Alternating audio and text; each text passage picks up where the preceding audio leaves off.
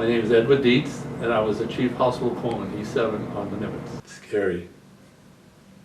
Scary. I really didn't know what I was getting into. My teammates, they knew I was brand new. So they didn't know me. And I had to earn their trust. So my first mission was really interesting because we landed, we got inserted, there was 8 of us. I'm number 8. We're all dressed up, we got camouflage on. You want me to tell you a little bit about the equipment I carried?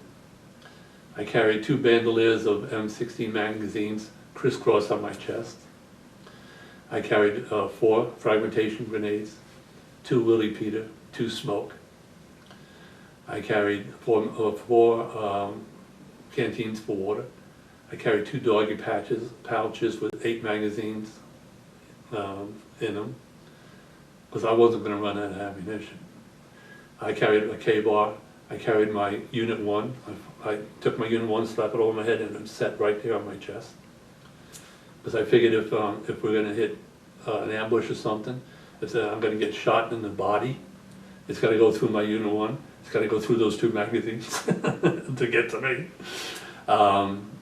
I carried enough food for 6-7 days in an ass pack, along with my poncho, along with my escape evasion. I had my gas mask.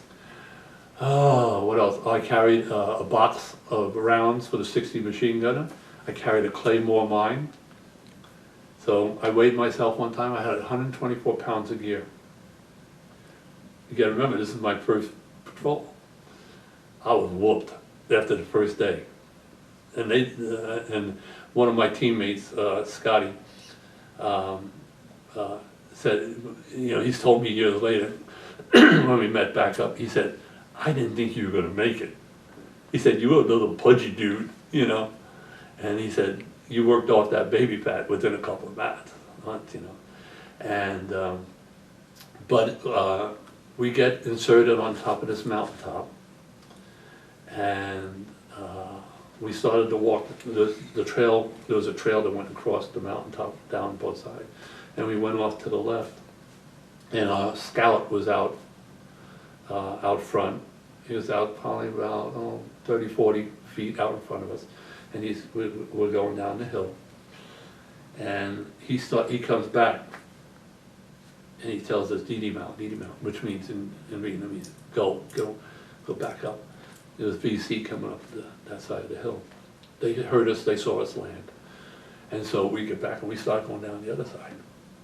Well, we got down, probably 200 feet, and they were coming up the other side too.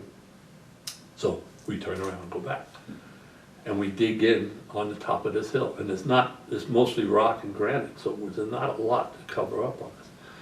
And they were hitting us from both sides, so we called in an airstrike. And they put me on the other side of the hill, real steep, to get me out of the line of fire. And they called in F4s, and F4s dropped napalm. The only problem is they dropped it on my side of the hill. They didn't drop it on the either end. And you know, napalm, when it goes off, sucks the oxygen out of the air. And when I felt that heat, Scotty told me, he said, I literally flew over the top of the hill, like 10 feet, you know, over the other side. And he said, I've never seen a human being do that. But I couldn't breathe on that side, you know.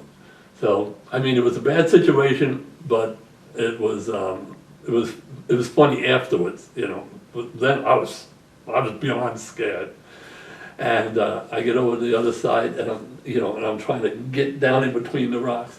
And finally, the F4s, you know, they came back and they did strafing runs and dropped bombs, and they cleared off the both sides, and they were able to get a chopper into us so that we could get out. That was my first thing, you know, my first patrol. I took a round past my head. They shot from around, and one of my guys shot the VC out of the tree, and because I didn't know what it was. I never had a bullet go past me, you know. I learned real fast after that. And that's when Scotty yelled at me to get down. He was my, what do I want to say, my monitor. He was assigned to take care of me until I was broken in.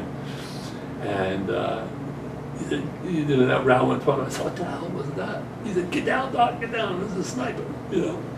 So that was my first patrol, you know. I don't think it could have been any worse than that, you know.